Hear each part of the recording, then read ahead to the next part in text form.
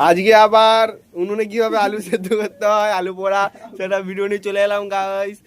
এই উনুনে আলু পোড়া আগের দিন দেখিয়েছিলাম মাঠের মধ্যে আলু পোড়া খুঁটিতে কিভাবে করতে হয়, আর আজকে বাড়িতে আজকে বাড়িতে কিভাবে, বাড়িতে না এরকম খামারে, এরকম খামারে কিভাবে আলু পোড়া করতে হয়, এরকম একটা পাতা জোগাড় করতে হবে তাদের জন্য।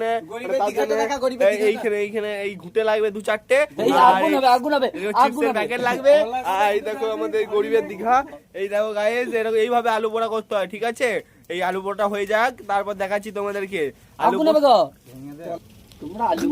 খানিকক্ষণ দেখো আলু পোড়াটা কিভাবে হচ্ছে, কিরকম। এই দেখো এরকম আগুন জ্বালাতে হবে, এইরকম